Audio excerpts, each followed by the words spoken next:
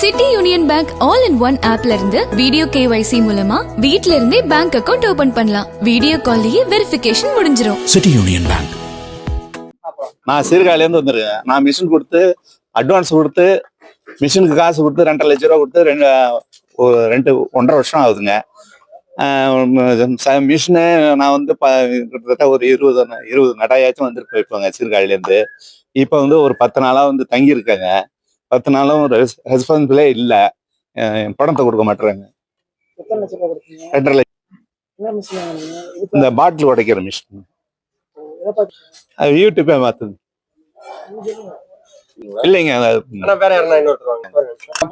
நான் ஒரு 3 வருஷத்துக்கு முன்னாடி பிரதம மந்திரி திட்டத்தின் கீழ இந்த இங்குள்ள யூடியூபை பார்த்து பை பேக்னு சொல்லி கோன் வைண்டிங் மிஷின் மொத்தத்துல எனக்கு ஒரு 8 லட்சத்துக்கு மேல வந்தது. 8 to 9 லட்சத்துக்குள்ள வந்தது.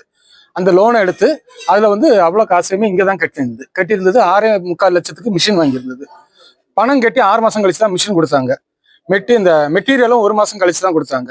அதுக்கப்புறம் அவங்க சொன்னது எதுவுமே செய்யல. நம்ம எல்லாமே வேலையெல்லாம் செய்து மெட்டீரியல் திருப்பி அனுப்பிச்ச பிறகும் பணம் தரல.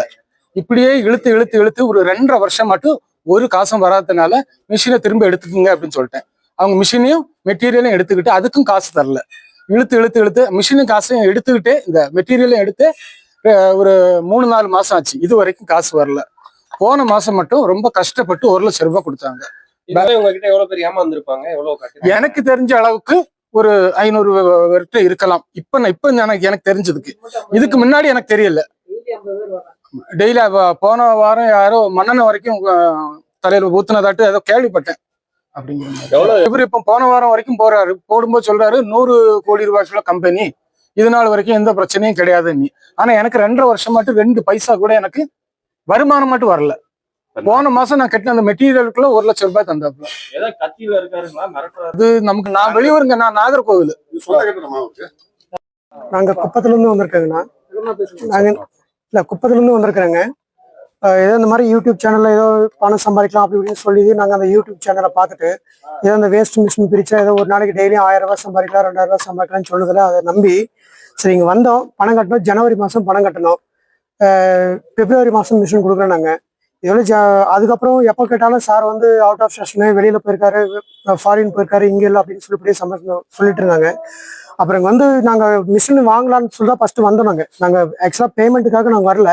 சரி மிஷின் வந்து எடுத்துகிட்டு போகலான்னு பார்த்தா இங்கே வந்துட்டு போனால் இங்கே ஏகப்பட்ட பிரச்சனை அப்போ தான் எங்களுக்கு தெரிஞ்சுது. சரி எங்களுக்கு வேண்டாம், எங்களுக்கு வந்து நீங்கள் பணத்தை ரீஃபண்ட் பண்ணிடுங்கன்னு சொல்லிட்டு அப்போ வந்து கேட்டுட்ருக்கோம். கிட்டத்தட்ட 2 மாசமா நாங்கள் கேட்டுட்ருக்குறோம்.